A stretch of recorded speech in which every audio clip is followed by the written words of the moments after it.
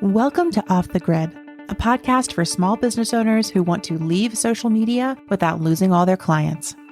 Let's go off the grid. Okay.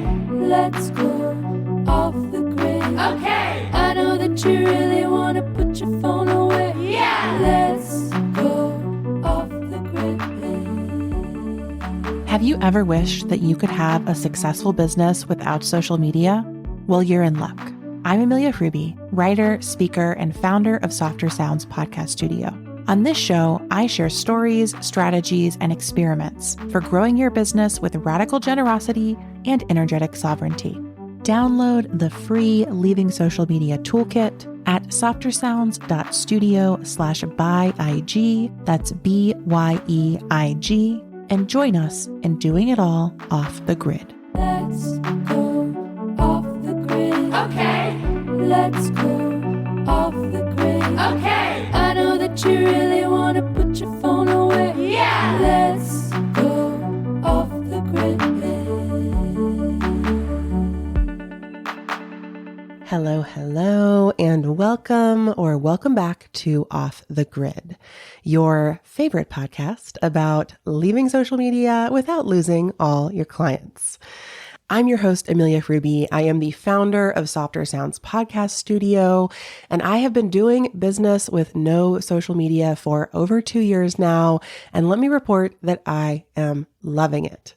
We are currently nearing the end of season 2 of the show, and I've been in what I was calling our late summer interview series that is now our early fall interview series, and this is the penultimate episode of that series. We've had so many great conversations. Today's is no exception, and I hope that you will take some time to listen to any that you missed, to enjoy the thoughts and work of these creators and small business owners and former influencers that I've been talking to. And if you feel so called, maybe even to leave the show a quick review, let us know what you think and how much you've been enjoying these conversations. Before I introduce today's guest, I also want to share a little sneak peek surprise of something coming up. So I have just launched a new website for Off the Grid, this here podcast. If you go to offthegrid.fun, in any web browser of your choosing, you will now find the new home of our show. I'm so excited for this new site. I feel like as the podcast has grown, it really deserved a space of its own, separate from the Softer Sounds podcast studio site, and I'm just thrilled to be sharing it with you. So go ahead and head to offthegrid.fun. Check it out. I hope you enjoy it.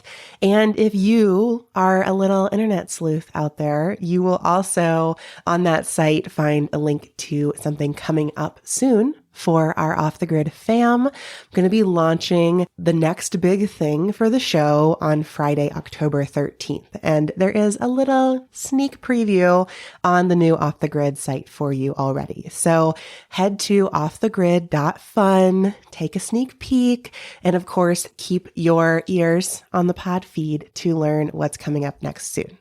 So today on the show, I am welcoming back my dear friend and co-founder, Taylor Elyse Morrison. Taylor is a sought-after speaker, facilitator, and coach. She's the founder of the company Inner Workout and the author of the book Inner Workout.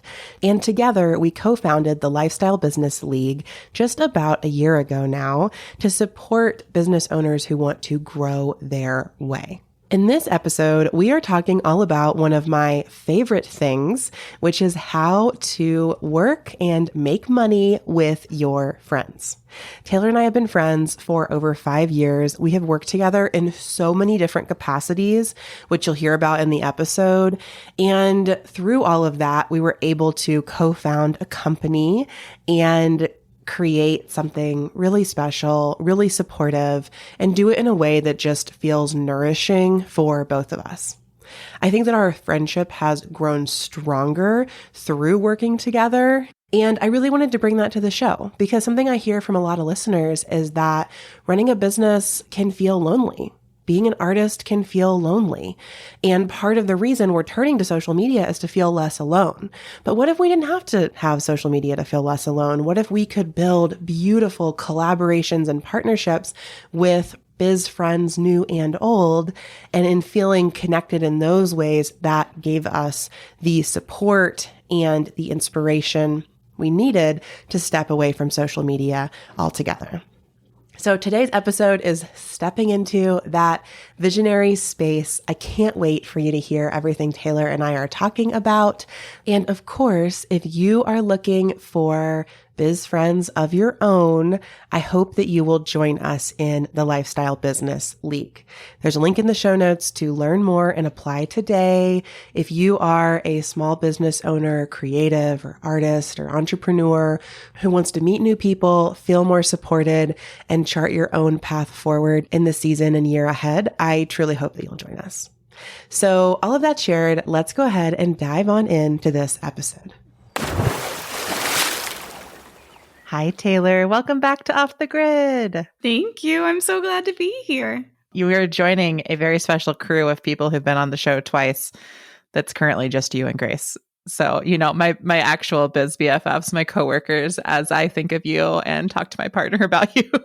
People I voice message basically every day I show up at my desk. Yep. So today we are here to talk about how to work with your friends. And I'm really excited to have this conversation because the way I think of it, I've encountered two types of people. The people who just work with their friends all the time and they're like, yeah, it's no big deal. And the people who are like, I have a horror story about working with a friend and I will never do that again. So in this episode, I'm thinking of our goal as sharing many of the ways that we've worked together, the things we think that are great about working with friends, some challenges we've faced in working with friends, either ourselves or things we've seen our friends face in those partnerships, and hopefully inspiring more people to see that they can work with their friends too.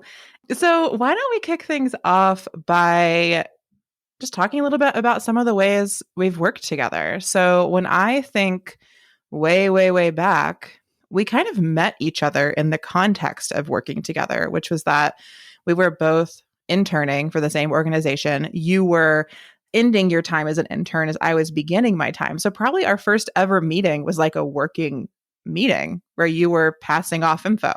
Yeah. You were still working for the university. Oh my gosh. This is a throwback. Yeah. So I think our first time meeting, we were having a working meeting. What are some of the ways you remember us working together toward the beginning of our friendship? Yeah. So our next thing working together was, I believe, co-hosting a workshop with our friend Mandy, who at the time had a company called The Glossary. And we had this New Year's situation where I talked about self-care, you talked about creating mantras, and it was this lovely gathering for people to kind of set the tone for their year. So that's one of the other early ones I remember. And then there was, just general. This was back when we were both active on Instagram in a different way than we are now. So lots of different Instagram things, shouting each other out, maybe going on lives together.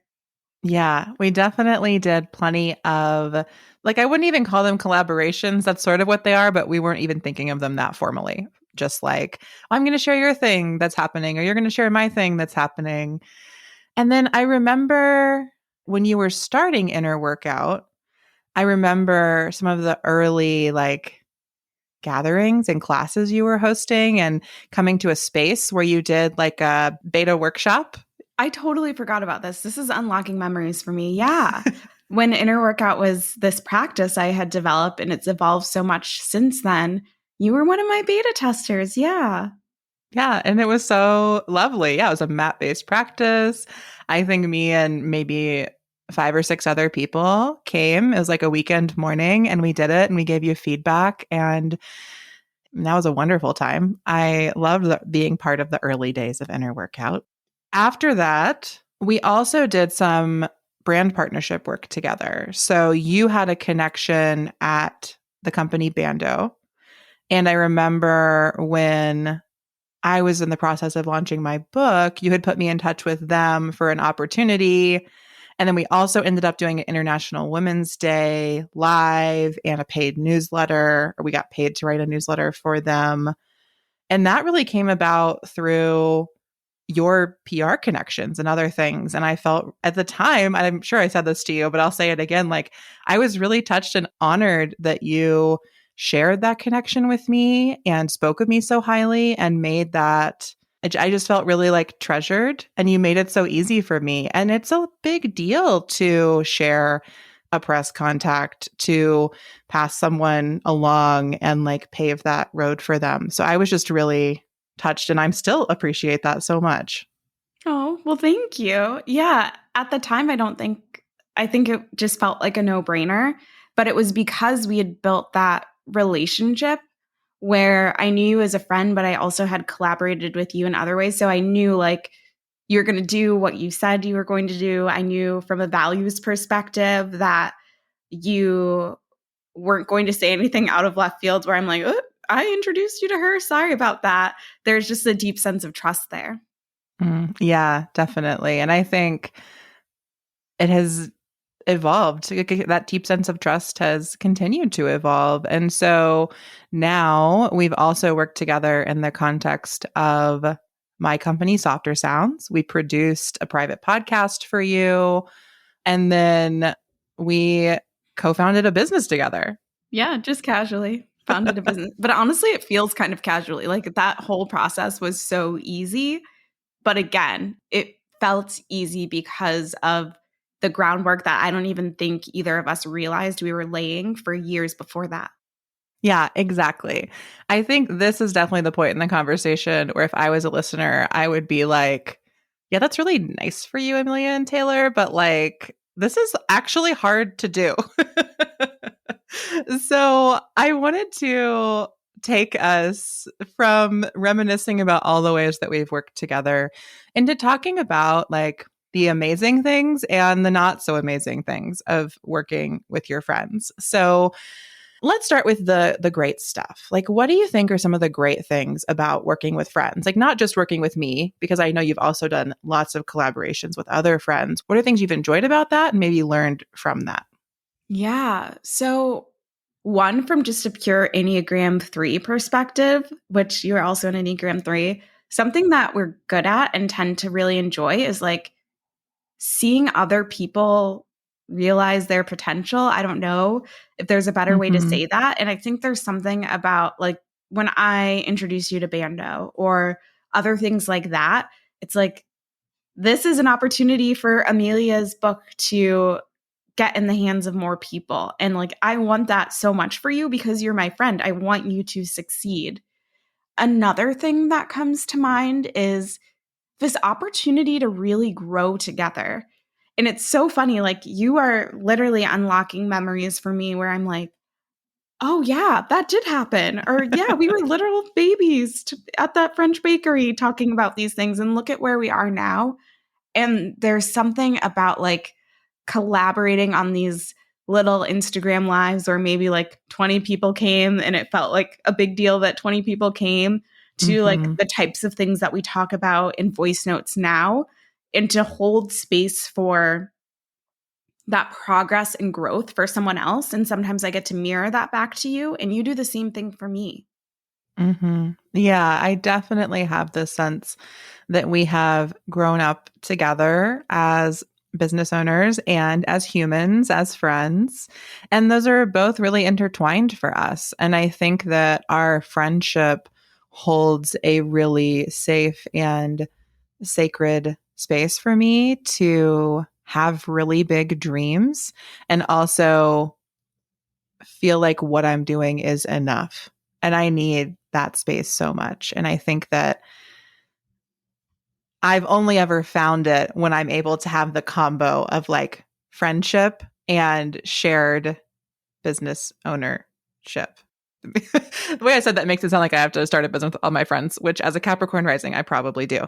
But what I mean is like, there's just something really special about being able to show up in our friendship as myself and my business owner self. Because I've noticed that I can't show up as my business owner self in all my friendships, and that's perfectly okay. But I really appreciate that I can here. I agree so much. It's just like this very particular journey. And you and I both have really supportive partners who can't fully relate to everything that we've been through. And it's not that they don't want to be there for us. It's just that they can't empathize in the same way. So to have that level of relationship and partnership with someone else is really, really special. Yeah, you just get to feel supported on multiple levels. And I think that's such a nice thing just about working with friends in general. I have other beloved friends that I collaborate with. I already mentioned Grace at the beginning of this episode. Like, that's another person that I get to move in and out of space with, from being, co-teachers to being friends to being, I'll go to her for spiritual mentorship sometimes. She'll come to me for podcast mentorship at times. And we're really able to flow in a really non-hierarchical way. Like, we can let each other lead when it makes sense and feels good, but it doesn't feel like there's a sort of hierarchy in our friendship of like someone is more experienced, evolved, whatever it may be. Like, we're really able to meet each other in the same place with our differences intact. And I want to push into what you just said about with our differences intact. The other thing that I think is beautiful, and I've primarily experienced collaborating, partnering with friends who have different businesses than me. So that's the experience that I'm speaking from. But you just bring different perspectives. Like, you started in academia. I started in corporate. I've done a lot of work in and around startups. So there are perspectives and like frameworks, ways that I'll look at a situation that are so different than ways that you will look at a situation. And I think that's really valuable. Mm-hmm. That's not to say there's not value if like you're a photographer and you also have friends who are photographers. There's a lot of value in having the same skill set and still bringing your difference of style or preference to each other. But I will say I definitely have benefited from having people who are similar to me in some sense, whether it's personality or values or long-term goals, but have enough difference that we both feel like we're learning from each other. Yeah, exactly.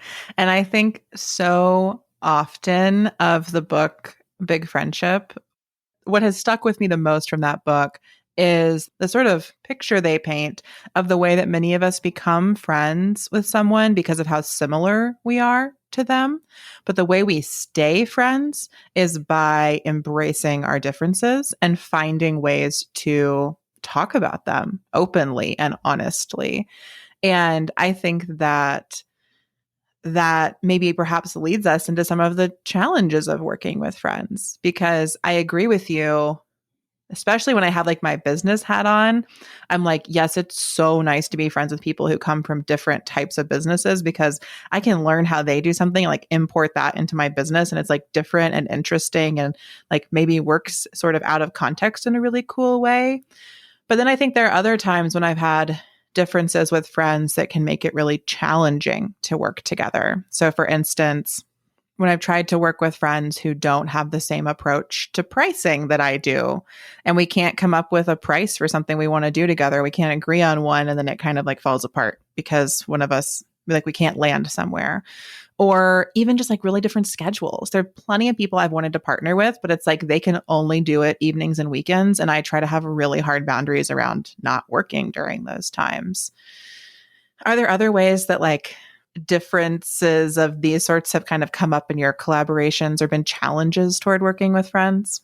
Well, since this is off the grid, something that I've been thinking about more and more, and as we're recording this, I'm not on Instagram. I think by the time this goes live, I may be on Instagram in some capacity. But even for me, like hearing so many people whose value is to get more followers on social media, and even though I'm just now on this 6-week break, like I kind of stopped trying to grow followers on Instagram a long time ago. So I've just been over that for a while. And then when I hear people who are still wanting to like do something that's really Instagram focused or Instagram centric, I think of this of when I launched the book and I was just saying yes to so many things. But I found myself struggling to be like, should I say yes to this Instagram live? Should I not say yes to this Instagram live?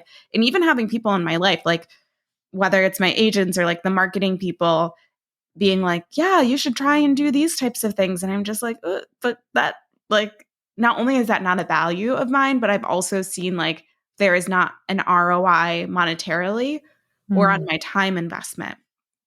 So that's a point of contention that I've noticed at times is like we have different strategic priorities. If your strategic priority is to get more followers on Instagram or more engagement on Instagram, but I'm really focused on getting people on my newsletter, it's going to be hard for us to collaborate because we want to point people to two different places. Yeah, I think that's a really astute point, and definitely is also something that comes up for me as someone who's not on Instagram. Like sometimes people will approach me for collaborations of some kind and want me to do an Instagram thing. And I've had to be like, I'm sorry, I just don't Instagram as a verb. I just don't do that. I'm not there. I won't come on your account. I have nowhere to put you on mine. Like it's not something that I take part in. But I like how you've kind of framed it as like a strategic difference. Like I think a really important part of a strong partnership or collaboration with a friend is being aligned on your goals, knowing what you both hope to get out of this. And I think some people, when they go into working with friends, they may feel like identifying goals is almost like a little too like utilitarian, almost like treating this collaboration, treating this friendship like it only matters what it will get you or something like that. But I don't think we have to think of goals in this way. I think we just have to think of when we're working with friends, I always want to have a shared intention. And I want to know that we're working toward mutual benefit of some kind. And that could just be our shared intention is to spend more time together and invite other people into that. It could be that our shared intention is to make $100,000 together. I don't know. It could be that our shared intention is to like create a season of a podcast for fun or create a season of a podcast to get a Squarespace sponsorship. I just think that it doesn't matter what the shared intention is, but what matters is that you're talking about it and naming it together before you get too far into the process of working together. Yeah. And I think that's especially a danger in general. It's a danger of small business ownership where we can just tend to be like, okay, let's go into this. And then all of a sudden you're like, did I have a contract for this? Did I not? And actually, Amelia is very good at this. Amelia always will have a contract.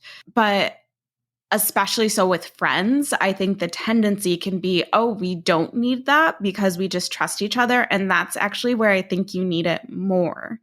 It's making me think of like marriage and prenups and all of that and how people talk about how it's not romantic to have that. And I'm not trying to delve into that conversation necessarily, but I do think it's really important to have that clarity on what you want and what you want together and what success looks like. I think of when we co-founded Lifestyle Business League, and I still have this in my office, we had like 5 or 6 kind of feelings that we wanted to embody because Lifestyle Business League is a side business for both of us. And we were like, we want to do this, but if we want to do it, it has to feel like spacious. It has to feel easy. There has to be flexibility because we both have other things going on. And I find myself looking at that and being like, oh, we are living into that. Or we've had conversations, even not necessarily serious conversations, but like, ooh, we did that thing and that actually felt overwhelming or that felt restrictive. So we're not going to do that again because this is how we said we wanted to feel. And so we have that guidepost to come back to. Yeah. And I think that like we return and recenter there. And we also gently hold each other accountable to that because I can think of more than one occasion where I've like pitched an idea to you for the Lifestyle Business League and you've very nicely been like, Amelia, that sounds great, but you've told me recently that you're really overbooked and stressed. And are you sure that you'd like to add 3 more calls to your calendar this month because the Lifestyle Business League doesn't need that? And I'm always like, oh yeah, you're right. I think that this shared definition of success is both like what you're working towards and what you're returning to at all times in a partnership or collaboration. And I think it's good for all partnerships or collaborations to have that. But I agree, like when you're working with friends, we think we can skip this part, but it might actually be more important to help avoid miscommunications or hurt feelings in the future. Yeah. And that's another thing that I will build on is what you were saying of miscommunication. And it's so funny because we're both in long-term partnerships, and I like to joke that we're business married too.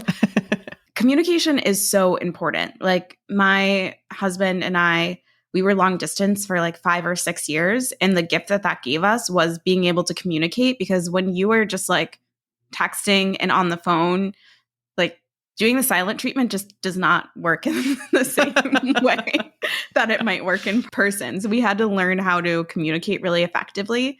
And I feel like the danger sometimes is when you get so used to being in friendship with someone, depending on what that friendship is. And because you and I are just both pretty direct communicators, that's not a problem for us. Mm-hmm. But if you haven't developed that skill set and then you move into a collaborative partnership where you actually do need to be direct, you can't be passive aggressive, that can draw up issues too. So communication is key. Again, general life skill, but especially important here. Yeah. Well, I mean, I can think of lots of instances where, if your friendship pattern is that when you rub each other the wrong way, you just take space and you don't talk for a few days or a few weeks, and that's always worked for you. That may not work for you when you have a deadline all of a sudden because you've decided to do your first project together, your first collaboration, or other people are paying you for your time. And so you can't just step away from the other person for 2 or 3 weeks.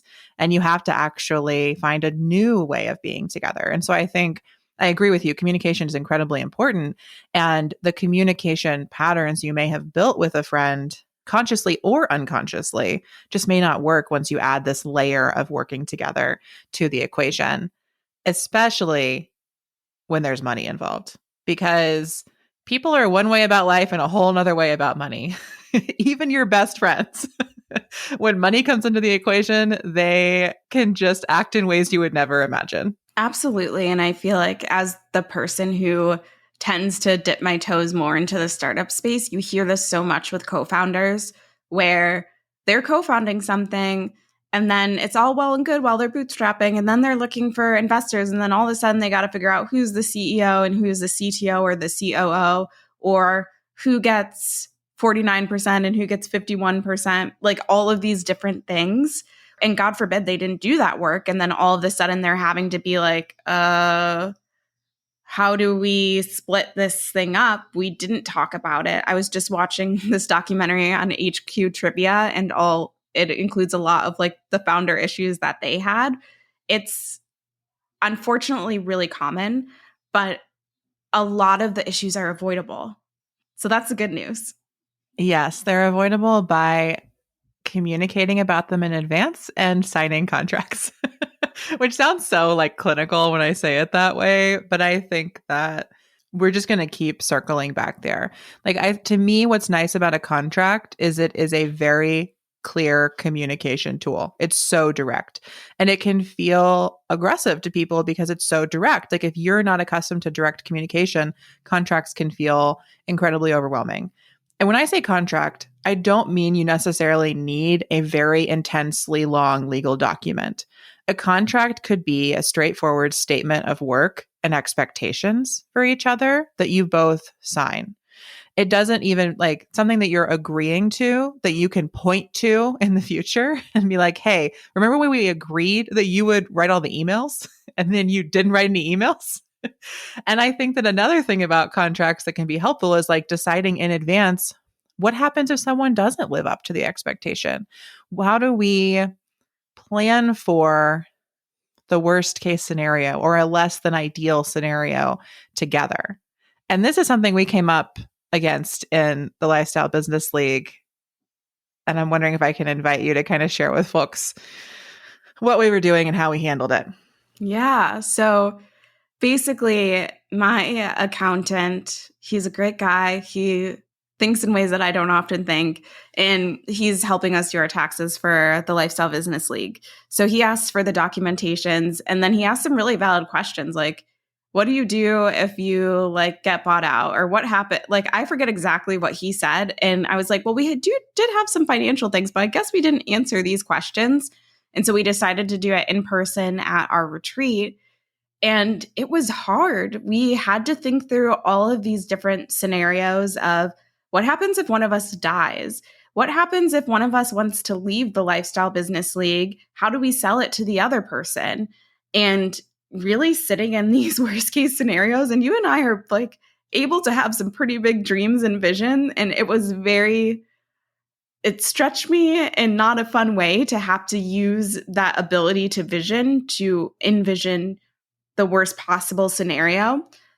But I have to say, it felt really good. And I felt like it grew our relationship to talk through those things together and to keep being reminded that, like, at the end of the day, we have each other's best interests. Even as we were thinking, like, what if I screwed Amelia over? We still were thinking, like, how could this be the most supportive experience possible if one of us screwed the other person over? And it just reminded me, like, how much love and trust and respect I have for you. And in us doing this too, planning exactly what would happen in these worst case scenarios, then that's figured out. And then I'm able to just live in the present and the right here and right now and not to have any question marks because we figured it out. And now I get to be your friend and your business partner, be business married to you, and not have to have those questions.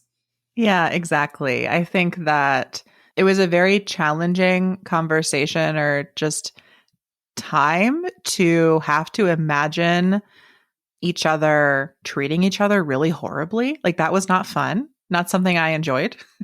But what we were also able to do was kind of step into those spaces together and say, like, even in this moment, how can we be as generous as possible with each other? So one of the things we had to talk about was, like, what if one of our individual businesses goes bankrupt? And that was a hard conversation. I don't ever want to imagine that for myself or for you. But because our businesses co-own the Lifestyle Business League, we had to talk about it. As you said, what if one of us dies? Like, does our partner inherit part of the Lifestyle Business League? We decided no. So, like, that's a decision we had to make. We had to talk about it. And we also had to talk about, the buyout process, which is really challenging and confusing.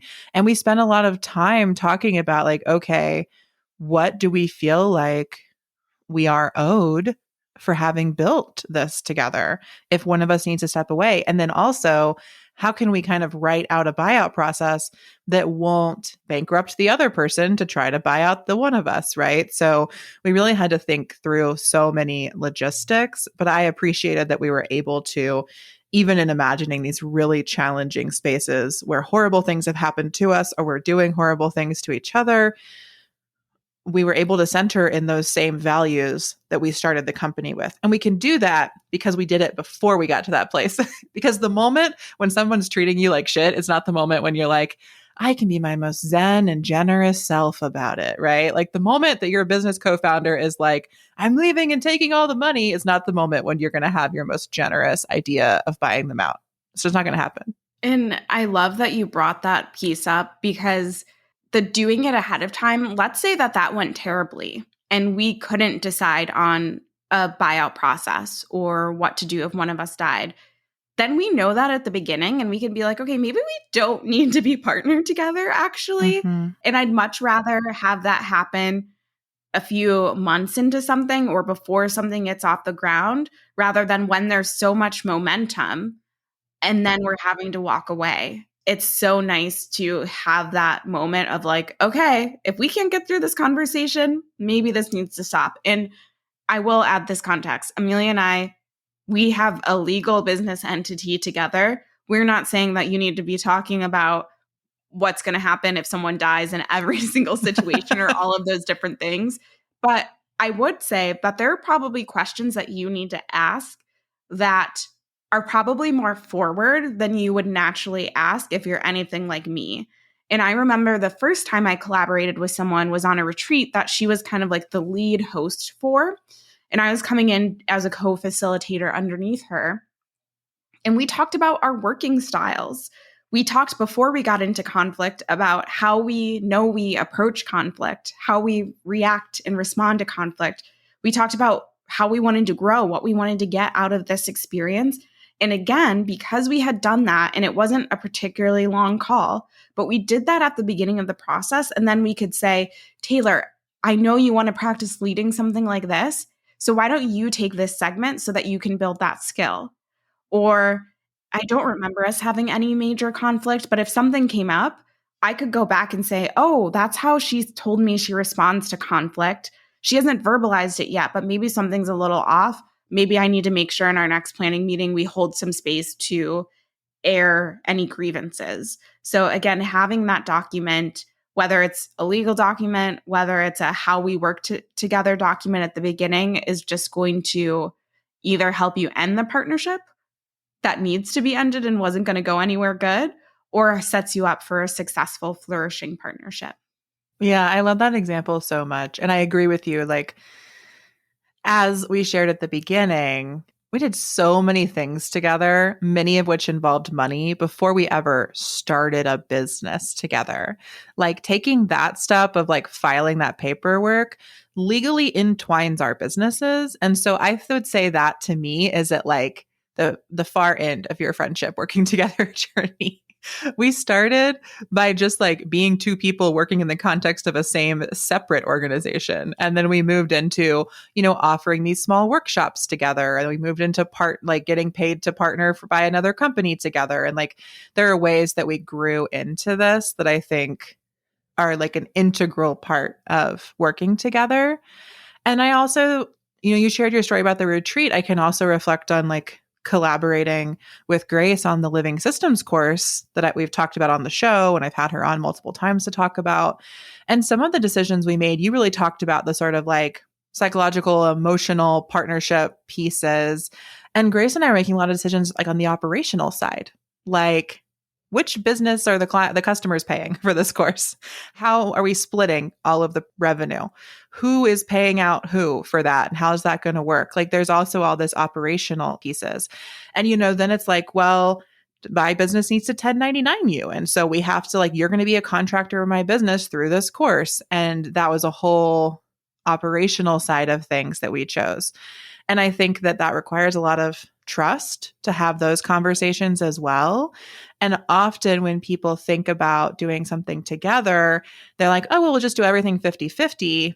But in the world of like receiving other people's money on the internet, that's not quite as easy as it sounds. Like people have to actually delegate and take the lead on different things.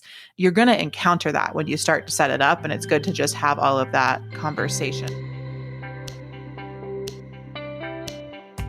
Hi, Off the Grid listeners. Amelia here, interrupting this amazing conversation with Taylor to tell you a little bit more about the Lifestyle Business League. The Lifestyle Business League is a support network for small business owners, artists, and creatives who want to center their work around multidimensional profitability, values-aligned autonomy, growing intentionally, and leaving an interdependent legacy. It's about creating a business that feels good and is supported by other business owners who get it. I can't tell you how many online business communities I've joined, only to find them full of MLMers or tech bros. Taylor and I created the Lifestyle Business League as a space where you could bring yourself and your business to get the fluff-free support that you're craving. We host one event per month where you can get to know other business owners who are running companies at similar stages and sizes as you. And we have an online community where you can pop in to ask questions, offer support, and sometimes just share that one annoying thing that you need to tell somebody that nobody in your real life will get. That's what we're here for. If you'd like to make some new biz friends and feel more supported in your business in this season and year ahead, I truly hope that you'll join us. You can find more by heading to the link in the show notes or going to lifestylebusinessleague.com. Now, let's get back to the episode. So, as two people with a lot of Capricorn placements in our chart, let's just make this even more practical for the listeners.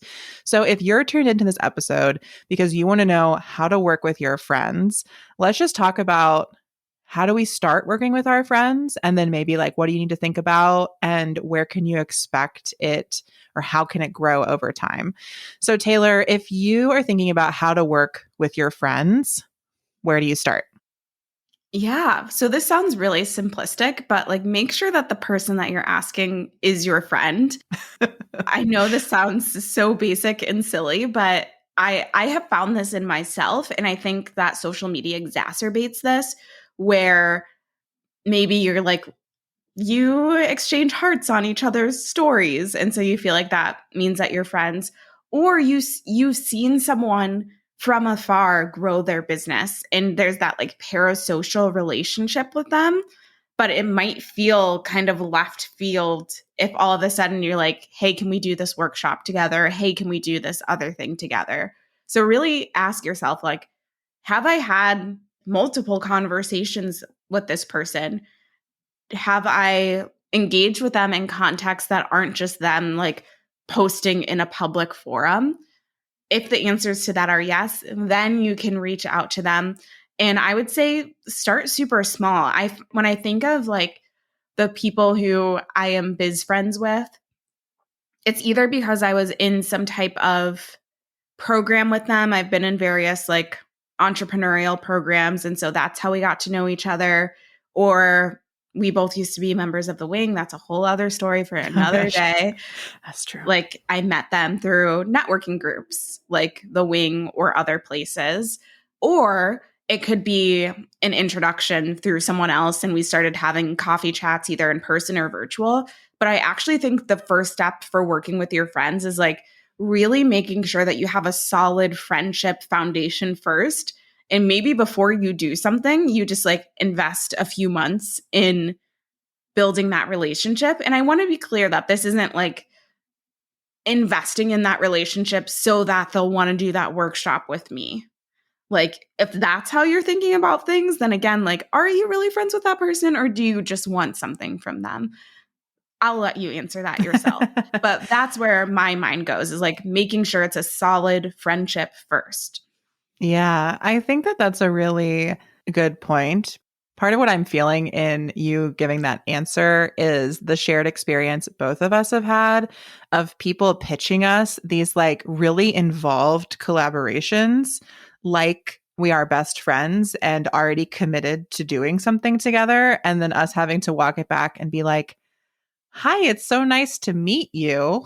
Could you tell me more about who you are and what you do before I commit to hosting a 3-week-long retreat with you and also paying to attend it? Question mark. like that's what we don't want to do. We don't want to presume that we know people really well when we, again, have just traded hearts on Instagram posts or listened to their podcast a lot. But I also want to make space for business collaborations that are more practical and a sort of like even more transactional. I've had plenty of people pitch me collaborations and they just didn't come, and I didn't know them very well, but it turned out to be a great fit. But that's because they didn't come to me like I was already their best friend. They were very straightforward. Like they'd come and say, or they'd land in my inbox and say, Amelia, I love your work. I've listened to this. I've listened to this. Here's who I am. Here's what I do. Here is something specific I think we might be able to do together. Here is what I can pay you if it's that kind of opportunity. And like, would you be open to having a conversation about this? That is pitching a partnership or collaboration, which is a very different thing than working with your friends. And so if your goal is to build a community of other friends in business, then you have to start by being friends. I agree.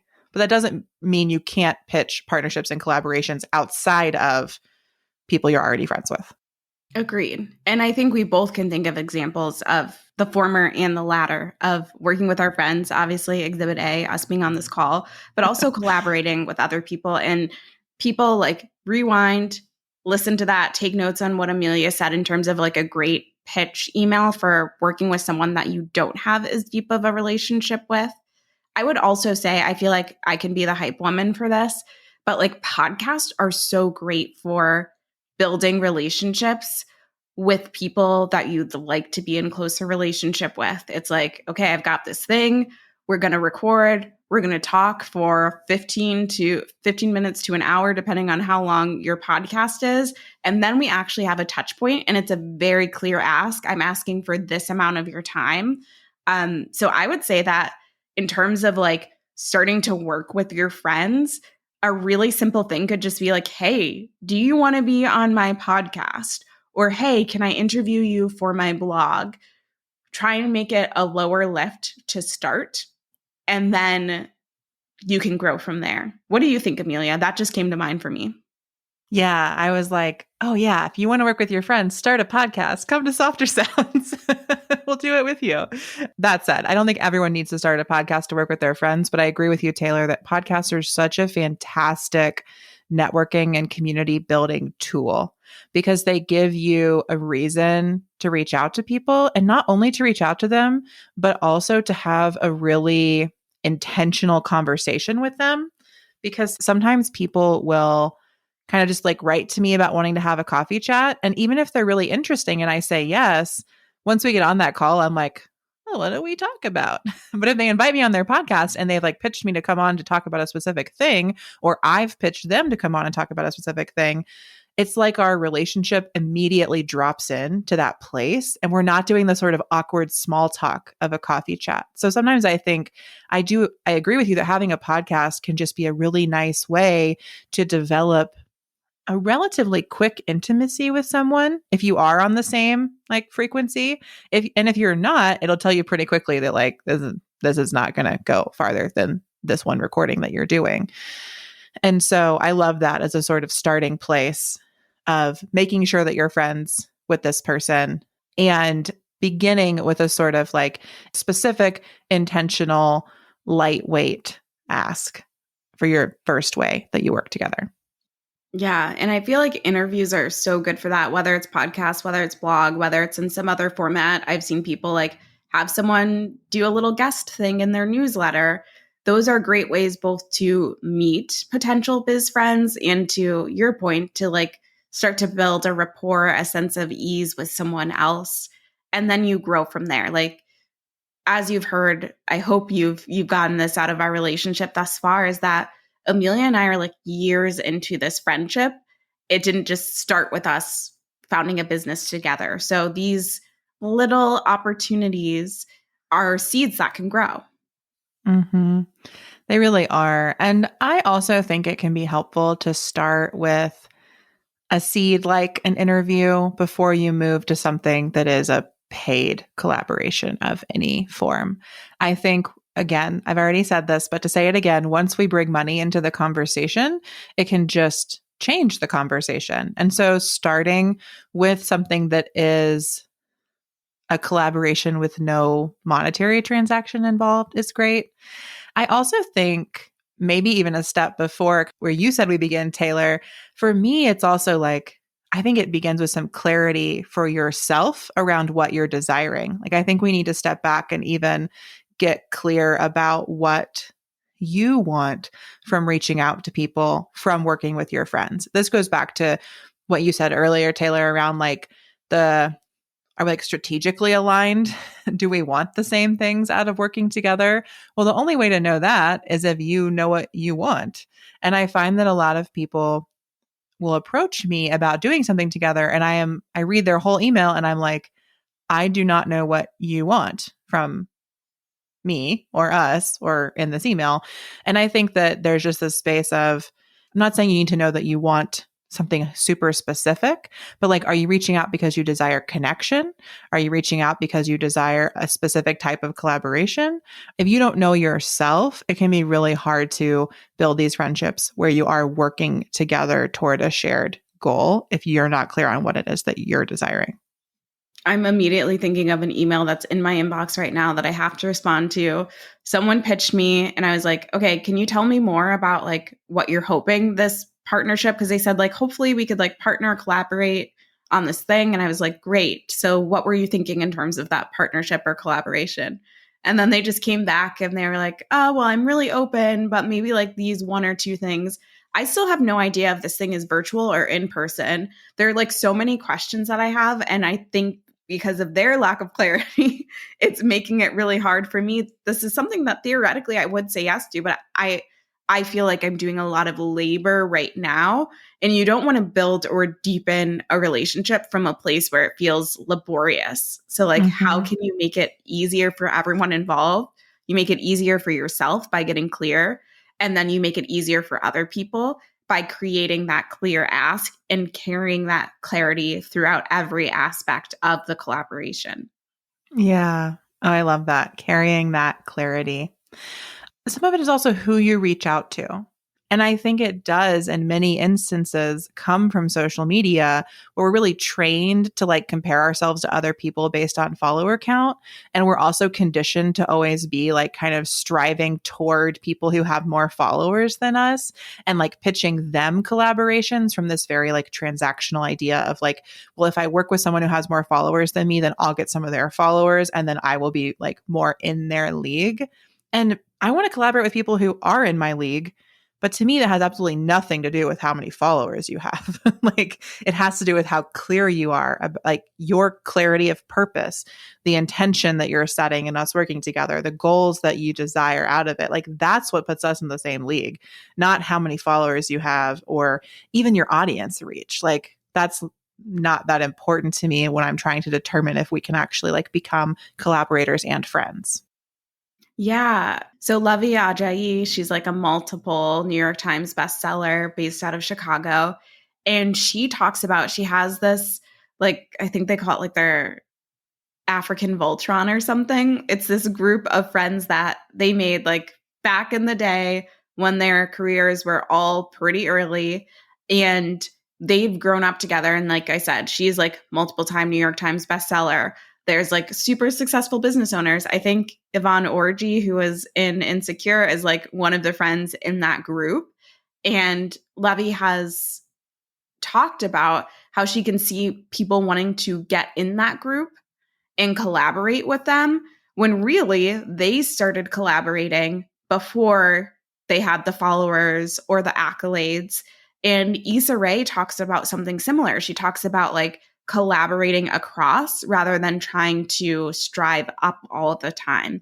And I think it's really unfortunate because a lot of people, there is like this trauma of maybe you tried to collaborate with a friend once and it didn't work out. But I think a lot of people skip over working with their friends because, and I don't think people would say it this way, but if you were being honest with yourself, you don't want to work with your friend because you don't think that your friend has enough followers or enough cachet or whatever. So you want to skip over them in favor of someone that you have, if any relationship, it's a very like tenuous parasocial relationship too. And there's just so much more richness and benefit from collaborating with your friends. Again, not to say never try and strive and talk to people upwards, but if you want that depth, work with your friends. So well said. Okay, so I feel like we said we were going to get really practical and give people a roadmap, and then we got like one step down the roadmap, but I'm going to reconstruct it in reverse. So I feel like what we're saying is if you want to work with your friends, start with clarity for yourself around what you're hoping to do with other people and what you might gain from new working friendships. And then I think there's a degree of clarity in your desires, clarity in your asks, making sure people are really your friend if you're going to approach them that way, as well as looking to your peers and the people who are already in your networks and spaces and who you see as like potential colleagues in quote unquote in the same league as you. And that's where you begin for working with your friends. So once you have perhaps identified a few people that you might want to work with, we've already talked a lot about ways to reach out to them and not to reach out to them.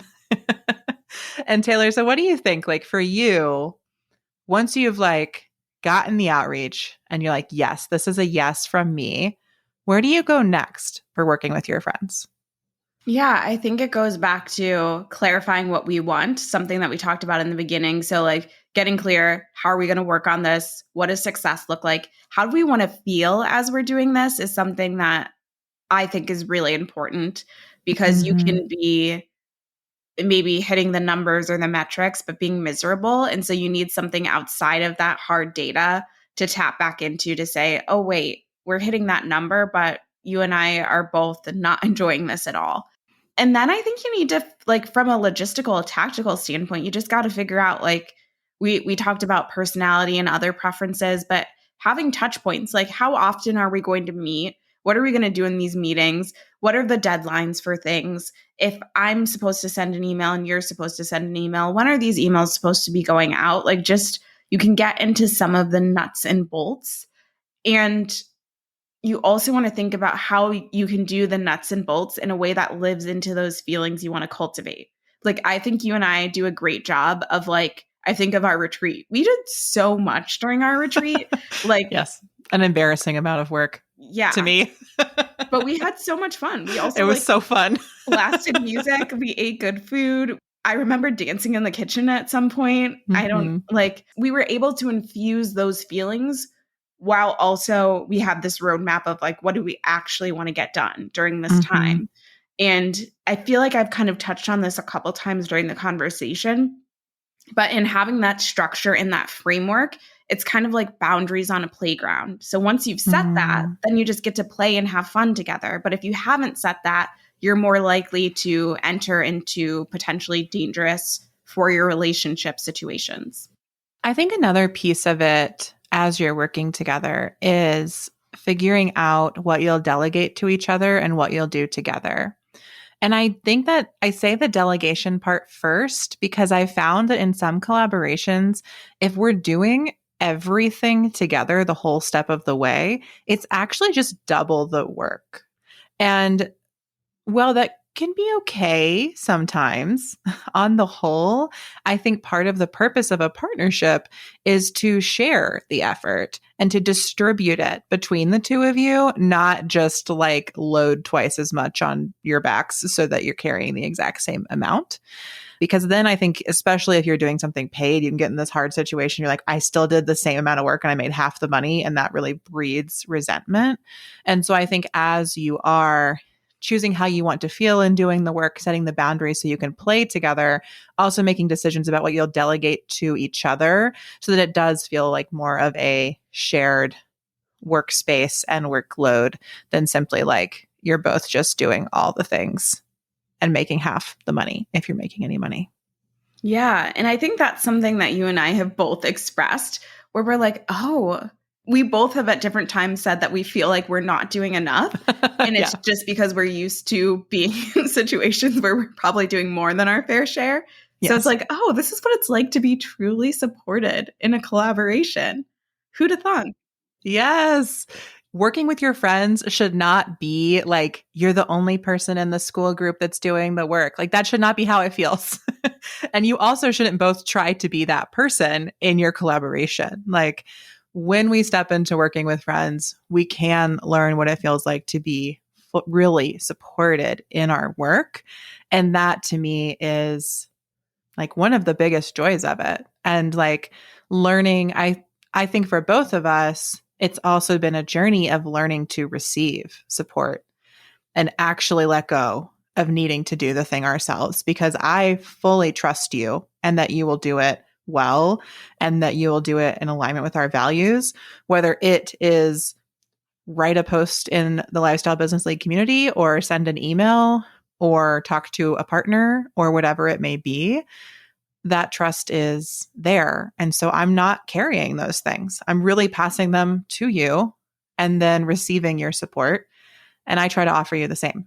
I agree. And at the beginning, when we were talking about like what's great about working with your friends, I think any relationship, collaboration, partnership has an opportunity to be a portal for growth.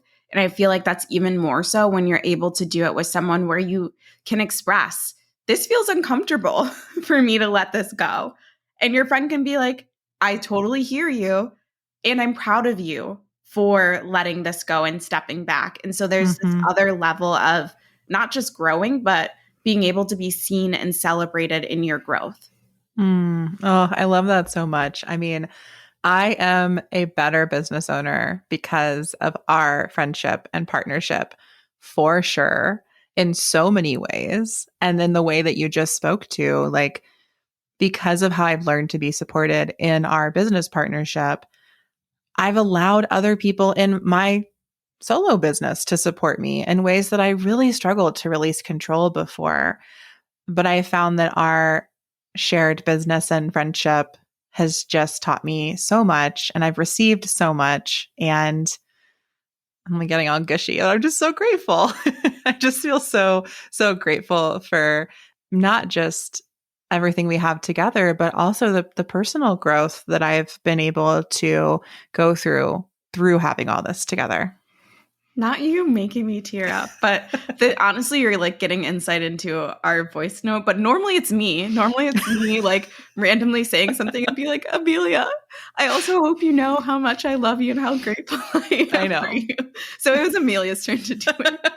It's true. You're the like gushier voice noter than I am. I definitely am. Words of affirmation, love to give and receive. I appreciate them. So for folks tuned in who are like, yay, now I know how to work with my friends. Amelia and Taylor, where can I find some friends who have businesses? I mean, y'all know that we have an answer for you, which is that you can come to the Lifestyle Business League to meet people that, as I like to say, you can grow with and go with. People that you're doing the work alongside them, and you get to grow together in the process. Yeah, the Lifestyle Business League really came out of something that we were craving more of. We like have this rich relationship, and we wanted to be in relationship with more people who like understood the problems that we experience and can go to get questions answered. And it's just been so cool to see the way the community has really come together and become something bigger than anything you and and I'm not even talking about bigger in terms of numbers. I'm talking about bigger in terms of it really is non-hierarchical. We are the stewards of the space, but there are things happening in the community where people are like, oh, we wanted this to happen. So here, we made this happen. And it's so beautiful to see that. And then also, I know Amelia and we both get excited when we see people in the league collaborating together and doing things, not because we force them to, but just because they're building these deeper relationships with each other. Yeah, I feel like so many friendships have started through the league that I've kind of gotten to witness, and friendships like of the really specific flavor that Taylor and I have been talking about, like friendships forged through collaboration in the context of each other's businesses. And that's a really specific type of friendship. And if you're looking for those, I think communities like the league are some of the few places you can really go to for that. Otherwise, we're just kind of hoping we encounter the right people along our own business journey, which can happen too. It can happen too. But we've also been really intentional of like making the community this place where it's like there's one event a month. The events are designed for you to learn and to connect and to grow together. And it's just like we've used this word intention so many times. And I just know that we have held such a strong intention for what the league is and the role that we want it to play in members' lives. Yeah. So if you're interested in joining, you can head to lifestylebusinessleague.com to learn more about who we are, what we're up to, and how you can apply. I will give you a heads up that we've got lots of fun stuff planned for Q4 2023. So if you're listening when this comes out, we have some exciting events coming up. In October, we will have a salon, which is a community conversation about self-leadership and leadership in our businesses. In November, we are going to have a workshop on in case of emergency planning and how to build some plans into our businesses for what happens if we can't work all of the time, or if there is a natural disaster in our area and we need to shut our business down. Honestly, exactly some of these conversations Taylor and I were talking about in the context of being co-founders today. So we'll have space in the community to open those up gently together. And then we're going to end the year with an end of year party to celebrate what we've all done. I was telling Taylor that the only thing I'm ever jealous of from my friends who have traditional jobs is that they get to have these holiday parties with like fun and music and swag and all these snacks. And I want that for myself. So we're going to host one in the league. So come join us in Q4 2023 or the future. If you're listening from then, we would love to get to know you. And hey, we may become biz friends. Maybe you are our next collaborator. How cool would that be? Okay, thank you so much, Taylor, for being here. Thank you, listeners, for going on this journey of how to work with your friends with us. Again, we'd love to see you in the Lifestyle Business League. And until next time, we'll find you off the grid. Thanks for listening to Off the Grid. Find links and resources in the show notes. And don't forget to grab your free Leaving Social Media toolkit at softersounds.studio/BYEIG. This podcast is a Softer Sounds production. Our music is by Melissa Caitlin Carter, and our logo is by Natelier Studio. If you'd like to make a podcast of your own, we'd love to help. Find more about our services at softersounds.studio. Until next time, we'll see you off the grid. Let's go off the grid. Okay. Let's go